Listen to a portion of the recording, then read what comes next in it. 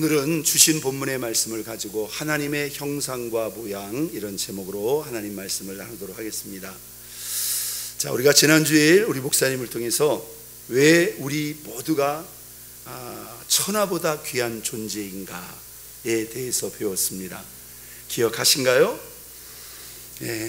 첫째는 창조의 순서에서 우리가 최후의 절정에 있기 때문에 그렇습니다. 여러분, 이 성전도요, 사실 이곳에 와서 예배드릴 여러분들의 주인공에 맞춰서 이 모든 것을 설계하고 지었다는 사실 알고 계십니까? 하나님도 마찬가지세요. 모든 우주, 천지 만물, 이 세상의 모든 것을 최종적으로 이제 만드실 사람에게 모든 기준을 맞췄다는 거예요. 하나님이 이 천지 창조의 최종적인 절정에 인간 창조를 놓았다는 것이죠. 두 번째, 인간은 창조의 과정과 방법이 다른 피조물과 확연히 달랐다는 것입니다. 여기에서도 인간이 하나님 앞에 존귀한 존재라는 것을 알 수 있죠. 대부분의 창조물들은 하나님이 무엇으로 지으셨죠? 말씀으로 지으셨어요. 그런데 우리가 창세기 2장에서도 나오지만 인간은 하나님이 직접 빚으시고 그 코에 무엇을 불어넣으시사? 생기를 불어넣으셨어요. 하나님이 그 만드시는 과정과 그 방법이 차원이 다르다는 것을 우리에게 보여주셨어요. 여러분, 왜 이것을 구체적으로 보여주셨을까요? 저와 여러분 한 사람 한 사람이, 여기 함께 신앙생활하는 모든 성도들 한 분 한 분이 하나님 눈에 그렇게 보배롭고 소중하고 존귀한 존재라는 것을 생각하라는 거예요. 세 번째, 하나님이 왜 우리가 천하보다 귀한 존재인가? 하나님 앞에 하나님께서 이 인간을 창조하실 때 이 인간을 누구의 형상? 창조주의 형상, 창조의 형상이 다른 피조물과 완전히 오직 인간에게만 우리의 형상, 우리의 모양을 따라 사람을 만들자. 하나님의 형상의 이미지를 인간에 그대로 담았다는 거예요. 그렇기 때문에 인간은 하나님 앞에 너무나 소중하고 존귀한 그런 존재라는 것입니다. 저는 그 지난주의 말씀에 이어서 하나님이 모든 창조물 중에 오직 인간만이 하나님의 형상을 따라 지음받았는데요, 이 하나님의 형상과 모양이라는 것이 무엇인가에 대해서 오늘 같이 한번 생각해 보고요, 오늘 이 말씀을 중심으로 우리 신앙생활을 어떻게 해야 되는가 같이 한번 생각해 보고 하나님의 음성을 듣고 우리가 결단과 방향을 잡는 그런 시간 됐으면 좋겠습니다. 하나님이 인간을 지으시기 전에 이렇게 말씀하셨어요. 우리의 형상을 따라 우리의 모양대로 우리가 사람을 만들자. 여기서 우리의 의미는 무엇인지 아시죠? 어떤 의미입니까? 바로 성부, 성자, 성령, 삼위일체 하나님이 인간 창조의 정확한 의미와 목적을 한 마음으로 담았다는 거예요. 그래서 우리가 삼위일체의 창조에 아주 중요한 근거가 되는 말씀으로도 우리가 생각할 수 있습니다. 인간은 하나님의 형상을 따라 지음받은 존재라는 거예요. 그래서 야고보 선생님도 인용을 할 때 이런 표현을 썼습니다. 이것으로, 여기서 이것은 우리 입술입니다. 우리가 이 입술로 주 하나님을 찬송하다가 또 이 입술로 하나님의 형상대로 지음받은 사람을 저주한다. 여기서 하나님의 형상대로 지음받은 것은 예수 믿고 구원받은 성도가 아니라 모든 인간들을 다 총칭하는 것입니다. 모든 인간은 하나님의 형상대로 지음을 받았다라는 것을 자연스럽게 인용하고 있는 거예요. 자, 오늘 본문 26절뿐만 아니라 바로 이어지는 27절에도 이것을 다시 한번 강조하고 있습니다. 같이 한번 읽어볼까요? 하나님이 자기 형상 곧 하나님의 형상대로 사람을 창조하시되 누구와 누구? 남자와 여자를 창조하시고, 사실 먼저 아담을 지으시고 하와의 창조에 대해서는 그 다음 장에 좀 자세히 나옵니다. 그런데 여기서 일부러 이것을 명시했다는 거예요. 남자만 하나님의 형상이 아니라 여자도 똑같이 누구의 형상? 하나님의 형상대로 창조되었다는 거예요. 여러분, 그렇다면 여기서 이 하나님의 형상은 정확히 무엇을 말하는 걸까요? 형상, 모양 하니까 이게 외적인 것을 말하는 것일까요? 외적인 것일까요? 내적인 것일까요? 사실 우리 하나님은 형상이 있어요, 없어요? 형상이 없습니다. 영이시기 때문에 볼 수도 없고 만질 수도 없는 분이에요.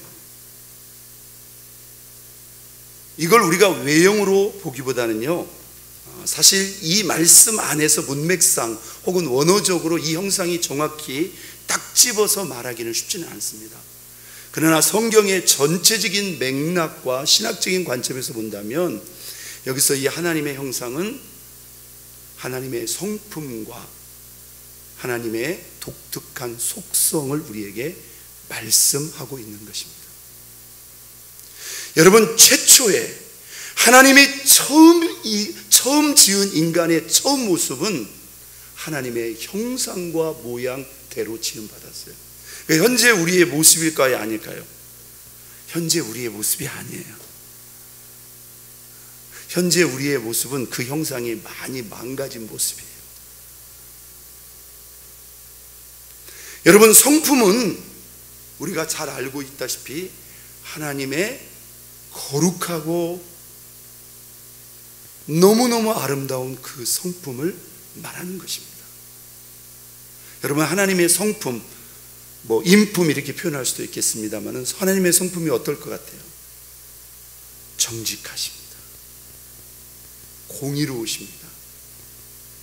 그분은 거룩하신 분입니다. 그리고 사랑으로 충만한 분입니다. 우리가 삼위일체 하나님 그렇게 말하지 않습니까? 우리 안에 성령이 충만하고 우리가 그 성령의 이끌리심에 그대로 순종하면 우리의 인격과 삶과 성품을 통해서 맺어지는 9가지 열매가 있다고 그랬어요. 사랑과 희락과 화평과 오래 참음과 자비와 양성과 충성과 온유와 절제니, 이게 성령이 우리에게 맺게 하시는 인격적인 성품의 열매입니다. 그런데 이게 누구의 성품이에요? 하나님 아버지, 하나님의 성품이었다. 그러니까 최초의 인간은 죄가 있었을까요? 없었을까요? 죄가 없었죠, 당연히. 범죄하기 전에는. 하나님처럼 이렇게 선하고 이렇게 아름다운 성품을 가지고 있어. 여러분, 속성이라 하면 무엇을 말할까요? 인간만이 가지는 아주 독특한 속성, 하나님이 인간에게만 부여한 독특한 속성. 저는 이 속성에 인격성이 들어있다고 생각합니다. 인격성. 지정의라고 하지 않습니까? 인격성이 인간에게만 하나님이 부여하신, 이게 하나님의 형성이에요. 또 이 속성 중에는 하나님이 영이신 것처럼 우리도 영적인 존재로 지었다는 거예요. 그 코에 생기를 불어넣었다는 것은 단순히 심장을 뛰게 해서 숨쉬게 하는 것뿐만이 아니라 영이신 하나님이 그 영을 우리에게도 부으셔서 우리는 영과 혼과 육을 가진 유일하게 하늘의 하나님과 교제하고 교통할 수 있는 그런 존재로 인간을 지었다는 것입니다. 여러분, 에덴 동산의 아담과 하와는요, 마치 여러분이 여러분 집안에서 가족처럼 그렇게 생활하듯이 하나님과 매우 친밀했습니다. 하나님과 늘 동산을 거닐었고요, 하나님과 편안하게 대화하고 그렇게 행복하게 살았다. 죄가 들어오기 전에요. 여러분, 이게 최초의 인간의 모습이었다는 것입니다. 그러니까 인간의 최초의 모습은 하나님이 당신의 형상과 모양대로 지었기 때문에 너무너무 선하고 거룩하고 아름다운 성품을 가지고 있었으며, 그 인격도, 우리도 인격성은 가지고 있지만 현재 죄로 말미암아 자기 중심적으로 기울어진 그런 인격이 아닙니다. 이런 성품을 담은 그런 아름다운 인격성, 그리고 영적으로도 아주 투명하고 맑아서 하나님과 어떤 제한도 없이 편안하게 교제하고 교통할 수 있는 그런 인간이 최초에 하나님이 지으신 처음 인간의 모습이었단 말이에요. 그런데 인간에게, 하나님이 인간에게만 주신 이 고유한 하나님의 형상이 사실상 다 깨어지고 산산조각 나버리는 사건이 벌어집니다. 그게 무엇이죠? 바로 창세기 3장에 인간의 죄, 범죄입니다. 이 죄로 말미암아 너희는 어떻게 되리라? 반드시 죽게 되리라. 이 죽음에는 여러 가지 죽음을 포함합니다. 어떤 죽음입니까? 1차적으로는 육체의 죽음입니다. 늙고 병들고 결국에는 흙에서 왔던 흙이 흙으로 돌아가듯이 결국은 죽을 수밖에 없는 제한적인 존재로 전락하게 됩니다. 그런데 이 죽음에는 또 어떠한 죽음이 있습니까? 하나님이 우리에게 처음 창조 때 주신 그 하나님의 거룩한, 그리고 하나님과 전혀 제한 없이 소통하고 교통할 수 있는 이 하나님의 형상과 영적인 기능 자체가 사실상 깨어지고, 더 극단적으로 말하면 영적으로 죽어버리게 됩니다. 바로 인간의 죄로 말미암아 깨어지고 망가진 이 하나님의 형상입니다. 자, 죄로 말미암아 깨어지고 망가진 인간의 이 형상과 모양, 이 인간의 형상은 어떤 형상으로 바뀌어지게 될까요? 사실 우리가 겉으로 드러나는 인간들의 모습은요, 사실 깨어진 이 인간의 형상으로 말미암아, 사실 죄로 말미암아 얼마큼 드러났냐의 차이일 뿐이지 사실은 다 이런 가능성을 가지고 있습니다. 하나님께서 에레미야를 통해서 죄인된 인생의 마음을 이렇게 표현했습니다. 만물보다 거짓되고 심히 부패한 것은 무엇이라? 사람의 마음이라. 이게 창조 때의 인간의 마음이 아니란 말이죠. 인류의 조상 아담의 범죄로 말미암아 인간의 영혼과 마음에 죄가 들어옴으로 말미암아 인간은 본질적으로 그 죄 아래서 거짓되고 심히 부패한 마음을 갖게 됐습니다. 예수님도 이 마음의 실체에 대해서 직접 한번 언급했죠. 사람의 마음에서 나오는 것은 무엇이라? 악한 생각, 살인, 간음, 음란, 도둑질, 거짓 증언, 비방이니 이런 것들이 사람을 어떻게 한다? 더럽게 한다. 이렇게 태어난 게 아니에요. 원래 못돼 먹은 게 아니에요. 하나님이 사람을 이렇게 지으지 않으셨는데 인간에게 죄가 들어옴으로 말미암아 그 형상이 완전히 일그러져 버린 거예요. 이건 사실 하나님의 형상에 가까운 게 아니라 마귀 사탄의 형상에 가까운 것이죠. 위대한 하나님의 사람 다윗이 큰 죄악을 짓고 그가 하나님 앞에 처절하게 회개합니다. 우리가 봐도 다윗의 그 행동은 진짜 이해가 안 가요. 그렇게 믿음 좋았던 분이, 그렇게 큰 연단을 받았던 분이 어떻게 저 순간의 유혹 앞에 저렇게 한순간에 저렇게 크고 무서운 죄를 지을 수 있단 말인가? 그러니까 여러분, 우리가 우리의 믿음을 장담할 수 있어요, 없어요? 장담해서도 안 되고 장담할 수 없는 겁니다. 다윗 같은 사람도 그렇게 한순간에 무너졌다면 저와 여러분들은 얼마든지 넘어지고 또 넘어질 수 있어요. 그래서 선줄로 뭐 하지 말라? 생각하지 말라는 거예요. 왜요? 그게 인생의 마음, 인생의 실체 그 자체이기 때문입니다. 가끔 제가 이렇게 목회 현장 속에서 보면은 저한테 그런 말을 하시는 분이 있어요. 아직 이 동네에서는 못 봤습니다. 목사님, 저 걱정하지 마세요. 저 안 변해요. 그리고 어느 순간 사라져버려요. 자기는 그럴 리가 없다는 거예요. 여러분 신앙을 여러분이 스스로 단정하거나 믿어서는 안 됩니다. 여러분, 다윗도 자기 자신을 바라보면서 얼마나 혼란스러웠겠습니까? 내가 하나님을 어떻게 섬겼는데, 내가 그렇게 하나님의 많은 음성을 듣고 그렇게 수많은 전쟁에서 헤아릴 수 없는 승리를 거뒀던 내가, 나 같은 사람이 어떻게 이렇게 파렴치하고 이런 무서운 죄를 지을 수 있단 말이에요. 그러면서 자기 안에 여전히 웅크리고 있고 자기를 그 어둠으로 끌어가는 이 죄의 실체에 대해서 그런 놀라운 고백을 시편 51편 5절에서 이렇게 말합니다.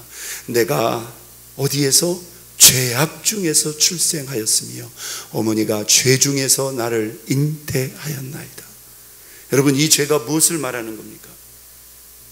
인류의 조상 아담으로부터 피를 통해 유전되어서 저와 여러분들이 태어날 때부터 우리의 선택과 의지와 상관없이 우리의 영혼, 우리의 내면 깊숙한 곳에 자리 잡은 바로 원죄, 죄의 뿌리의 실체를 다윗은 깊은 회개 가운데서 깨달은 거예요. 아, 인간은 태어날 때부터 이 죄의 뿌리를 가지고 태어나는구나. 여러분, 하나님 없이 그냥 내버려 두면 죄 짓게 돼 있어요? 안 짓게 돼 있어요? 죄를 짓게 돼 있어요. 저와 여러분도 마찬가지입니다. 신앙의 끈 놓고요, 여러분 해이해지고요, 예배 안 드리고 기도 안 하면요, 예전엔 쳐다보지 않았던 그 죄가요 자꾸 와서 여러분 마음을 흔듭니다. 그래서 쏠리고 넘어지게 되는 거예요. 사도 바울은 에베소 교회에 보내는 편지 가운데 이런 기록을 남겼습니다. 그는 허물과 죄로 죽었던 너희를 살리셨도다. 여기 예수 믿기 이전의 상태를 죽었던, 완벽하게 영적으로, 육체는 살아 있었잖아요. 여기 영적으로 하나님을 향해서 죽었고 영적으로 죽었다. 하나님의 그 거룩한 속성, 성품과 그 영적인 속성이 사실상 완전히 여러분, 지금 세상 사람들 보세요. 이 사람들이 악해서가 아닙니다. 똑똑하지 않아서가 아닙니다. 하나님이라는 존재 자체를 전혀 감각하지 못합니다. 왜 그렇죠? 이 사람들이 악해서요? 영적으로 죽어 있기 때문에 그렇습니다. 그런데 우리가 예수 그리스도를 구주로 믿고 그분을 영접하는 순간, 그 예수의 생명으로 말미암아, 죄로 말미암아 죽었던 저와 여러분의 생명이 다시 살아나게 되는 걸 믿으시기를 바랍니다. 그때에, 여기서 그때는 믿지 않았을 때 불신 상태입니다.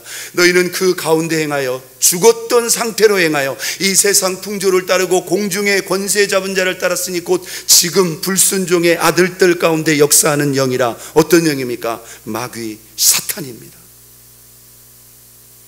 하나님의 형상은 깨어져 버리고 죄의 종이 되어 결국 하나님의 종이 아니라 사탄의 종이 되어 질질 끌려다니는 그런 신세가 되고 말았다는 것입니다. 바울은 로마 교회에 보내는 편지 가운데 이 사건이 한 사람으로 말미암아, 한 사람에게서 시작됐다는 것을 이렇게 정리해서 말합니다. 그러므로 한 사람으로 말미암아 죄가 세상에 들어오고 죄로 말미암아 또 무엇이? 사망이, 영육간의 사망이 들어왔나니 이와 같이 모든 사람이 죄를 지었으므로 사망이 모든 사람에게 이르렀느니라. 이 한 사람이 누굴까요? 인류의 대표자인 아담 그 한 사람을 말하는 것입니다. 이 한 사람이 범죄함으로 아담과 하와만이 최초의 하나님의 그 거룩하고 선한 하나님의 그 성품을 그대로 받은 자예요. 그런데 범죄하니까 그것이 깨어져 버렸고 그 다음에 태어나는 그 자녀는 하나님의 형상과 전혀 상관없는 그런 죄인된, 죄의 종이요 사탄의 종의 이런 세력들이 태어나게 됐다는 것이죠. 그래서 이 죄로 말미암아 사망이 들어왔고 이 사망이 모든 사람에게 이르렀다, 이렇게 말합니다. 그런데요, 이런 절망적인 상황 속에서 이제 더 이상 인간은 이 죄의 문제를 해결할 길이 없고 결국 그 죄대로 평생 죄만 짓다가 정죄받고 심판받아 다 멸망에 떨어질 수밖에 없을 때 하나님께서 죄 가운데 멸망을 향하여 가고 있는 우리 인생들에게 완벽하고도 새로운 구원의 길을 우리에게 허락하시죠. 그 대전환이라고 할 수 있는 구절이 바로 로마서 5장 19절입니다. 여기 또 한 사람이 나옵니다. 자, 윗부분에 한 사람, 뒷부분에 한 사람이 나와요. 같이 읽어보겠습니다. 한 사람이 순종하지 아니함으로 많은 사람이 죄인 된 것 같이 한 사람이 순종하심으로 많은 사람이 의인 되리라. 앞에 한 사람은 누구예요? 인류의 조상 아담입니다. 뒤에 한 사람은 누굽니까? 우리의 죄를 위해 사람의 몸을 입고 이 땅에 오신 예수 그리스도. 그가 성부 하나님의 뜻을 받들어 십자가에 달려 죽기까지 순종하심으로 이제 죄인된 저와 여러분들이 그 죄를 용서함 받고 하나님 앞에 의인으로서 설 수 있는 놀라운 구원의 길을 열어주셨다는 것입니다. 그렇다면 구원의 길뿐인가? 여기서 우리가 꼭 짚고 넘어가야 될 게 있어요. 우리가 예수를 믿고 영접하고 구원받으면 우리가 잃어버렸던, 깨져버렸던 그 하나님의 영상이 구원받는 순간 온전히 회복된단 말입니까? 여러분 어떻게 생각하세요? 만약에 회복됐다면 우리가 이렇게 살지 않았겠죠. 구원은 받았지만 구원 그 자체가 하나님 형상의 회복은 아니라는 거예요. 그런데 구원 이후에 하나님이 예수 그리스도를 통해서 우리에게 주실 신앙의 은혜 안에는 하나님이 처음 인간을 창조했을 때에 하나님의 그 선하고 아름다움, 그 하나님의 형상을 온전히 회복시킬 그 놀라운 계획을 가지고 예수 그리스도가 이 땅에 오셨다는 것입니다. 예수님은 영적으로 죽었던 우리를 새 생명으로 살리실 뿐만 아니라 예수님이 이 땅에 오신 목적은 죄로 말미암아 깨어져 버린, 완전히 상실해버린 하나님의 영상을 회복시키기 위해서 예수 그리스도가 이 땅에 오셨다는 것입니다. 자, 예수님을 믿고 영접했을 때 우리 안에 일어나는 현상은 무엇입니까? 바로 거듭남의 은혜죠. 읽겠습니다. 예수께서 대답하여 이르시되 진실로 진실로 내게 이르노니 사람이 물과 성령으로 나지 아니하면 하나님 나라에 들어갈 수 없느니라. 육으로 난 것은 육이요 영으로 난 것은 영이니. 우리가 예수 믿기 이전에는 죄와 허물로 죽어 있었단 말이죠. 그런데 우리가 누군가에게 복음을 듣고 그 예수님을 내 인생과 삶의 주인으로 영접하는 순간 하나님의 구원이 임하는데 저와 여러분들이 느끼지 못할 수도 있어요. 바람이 임으로 불며 이 바람이 어디서 와서 어디로 가는 것을 알지 못하나니 성령으로 난 사람이 이와 같다고 그랬어요. 물론 강력한 은혜를 동반할 수도 있습니다.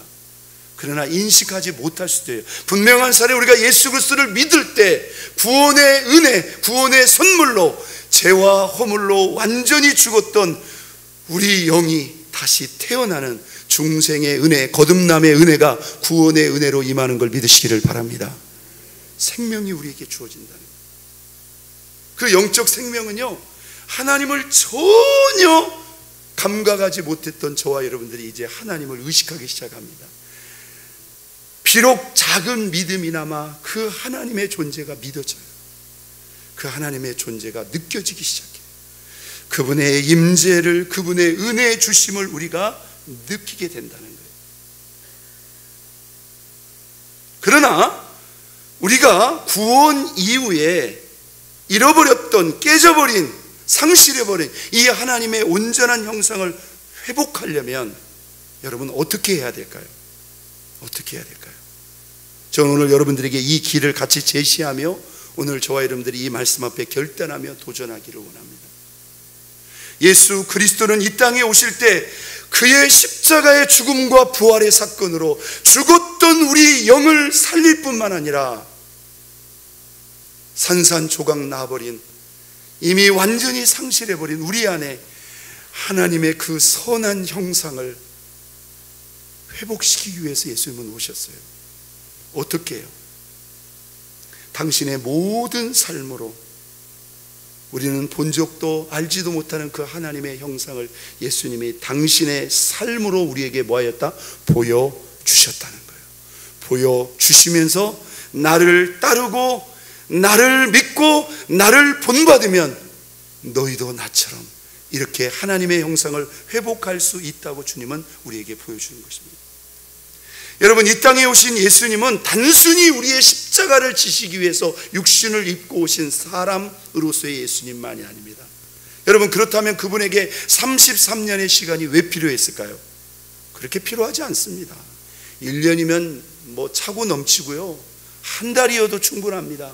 왜 33년을 우리와 똑같이 어머니 뱃속에서부터 시작돼서 그 영유아기 청소년기를 지나서 33세의 인생을 똑같이 인간의 자리로 내려가서 사셨을까요? 왜요? 예수 그리스도가 당신의 인생의 삶 전체를 들어서 우리에게 하나님의 형상이 무엇인가를 우리 예수님이 보여주고자 했던 것입니다. 골로새서 1장 15절의 말씀, 예수 그리스도는 누구입니까? 그는 보이지 아니하는 하나님의 누구요? 형상이요, 모든 피조물보다 먼저 나신 이시니. 자, 사실 하나님의 형상이 정확히 무엇이다, 우리가 어디까지나 신학적인 해석일 뿐입니다만 정확히 알 수는 없어요. 그러나 성경대로 하나님의 형상이 이것이다 라고 정확히 말씀을 들어서 제시한다면 바로 이것입니다. 무엇이죠? 그는, 예수 그리스도는 우리가 보이지 아니하는, 볼 수 없는 무엇이다? 하나님의 형상이다. 예수 그리스도가 하나님의 형상이라는 거예요. 그러면 성부 하나님 아버지께서 우리 예수님처럼 생겼다는 말인가요? 그게 아닙니다.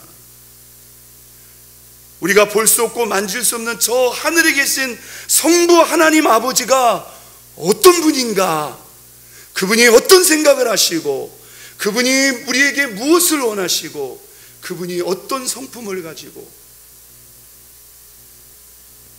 어떤 분이신가를 예수 그리스도가 당신의 삶 전체를 통해서 우리에게 구체적으로 보여주셨다는 거예요.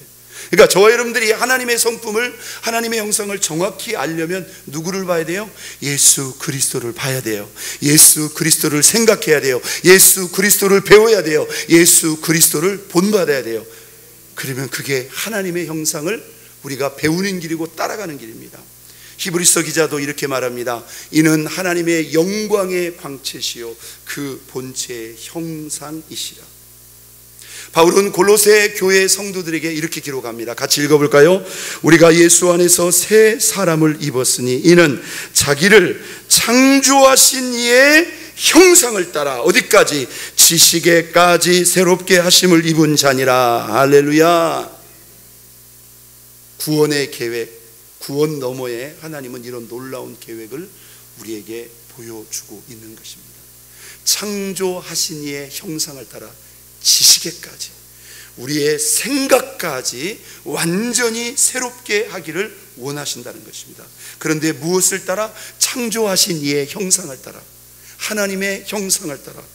그런데 그 하나님의 형상을 우리에게 삶 전체를 통해서 완벽하게 보여주신 분이 누구다?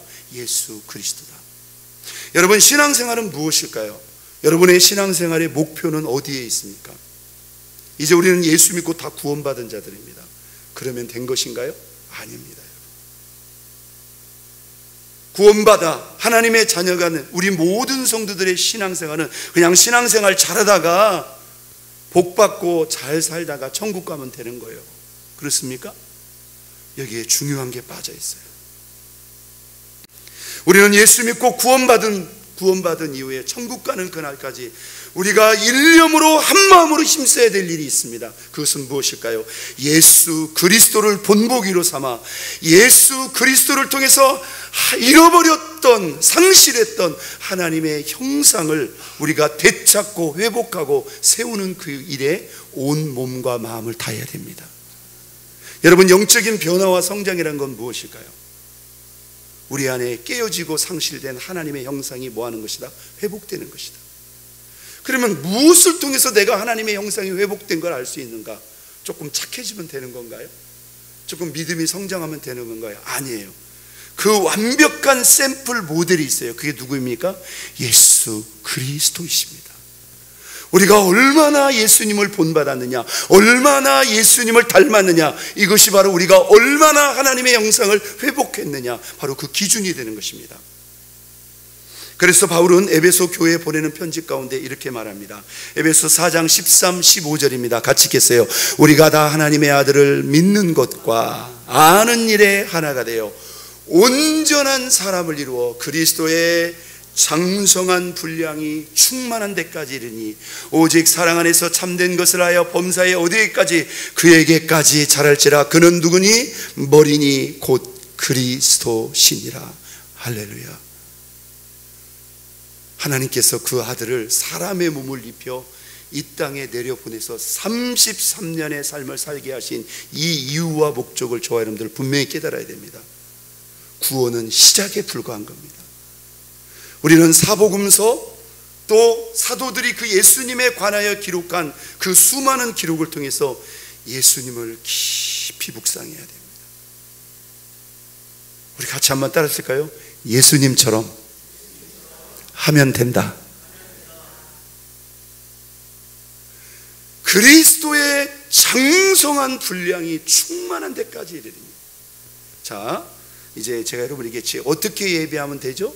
그럼 그냥 무조건 예수님처럼 그렇게 대답하면 돼요. 여러분 어떻게 기도하면 되죠? 예수님처럼. 어떻게 섬기면 되죠? 네. 안 하시는 분이 있네요. 제가 안 보는 것 같죠? 여러분 어떻게 사랑하면 되죠? 어떻게 복음을 증거하면 되죠? 예수님처럼. 이것만큼 완벽한 기준이 없어요. 여러분 나름대로 하시면 안 됩니다. 우리는 이렇게 봐가지고 남들 하는 거 봐서 아이고 뭐 장로님들도 안 하는데 내가 뭐 그것까지 할 필요가 있나. 여러분 그렇게 하지 마세요. 장로님들도요 하나님 앞에 장로님들의 신앙이고 여러분은 여러분의 신앙이에요. 나는 이 정도면 능력교회에서 잘하는 거야. 여러분 우리 신앙의 기준이 상대적인 기준이 아닙니다. 저와 여러분 모두에게 100% 동일한 신앙의 기준이 있어야 됩니다. 내가 어떻게 예수 믿어야, 어떻게 신앙생활 해야 되는가, 예수님이 어떻게 했는가, 이거 한 가지 생각하면 됩니다. 믿으시면 아멘. 이게 신앙의 정석이고 이게 예수를 제대로 믿는 것. 우리가 예수를 믿는 사람만이 아니라 우리는 예수를 따라가는 예수의 제자, 그게 진정한 그리스도인이 아니겠습니까? 여러분 예수님을 열심히 본받다 보면은요 우리가 어느 순간 누구의 형상을 되찾았더라?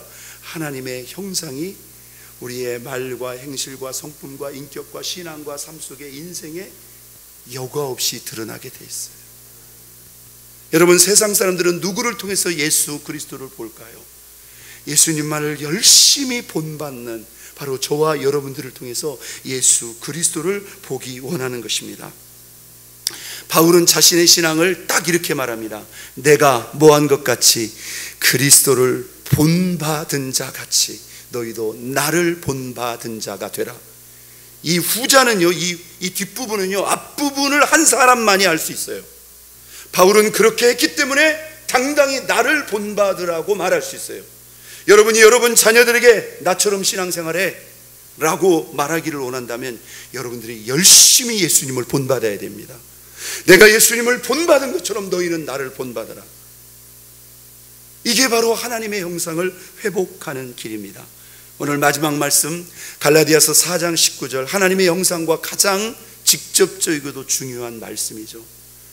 우리는 이 본문을 통해서 사도 바울의 목양, 사도 바울의 목회에 뚜렷한 목적이 있었다는 것을 이 본문을 통해서 확인할 수 있습니다. 저는 이것이 저와 여러분의 목양뿐만 아니라 저와 여러분의 사역, 저와 여러분의 신앙에 아주 뚜렷한 목표가 될 수 있기를 주의 이름으로 축원드립니다.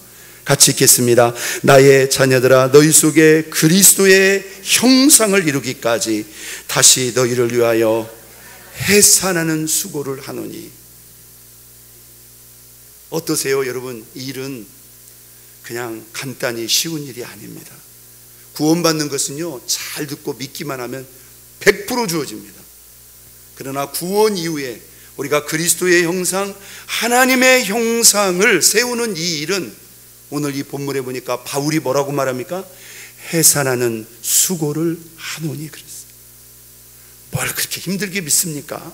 구원도 다 받았는데. 여러분, 그리스도의 형상, 하나님의 형상을 회복하는 것은 그만큼의 가치가 있는 것입니다. 할렐루야. 그만큼의 가치가 있는 거예요. 그래서 여러분, 우리가 예수님을 열심히 본받아 우리가 잃었고 상실했던 그 하나님의 형상을 회복하면, 여러분, 하나님과의 관계가 좋아지고 친밀해지는 것은 그건 시간 문제겠죠. 한 번밖에 없는 저와 여러분의 인생을 통해서 하나님의 위대한 계획과 목적은 반드시 실현될 것입니다.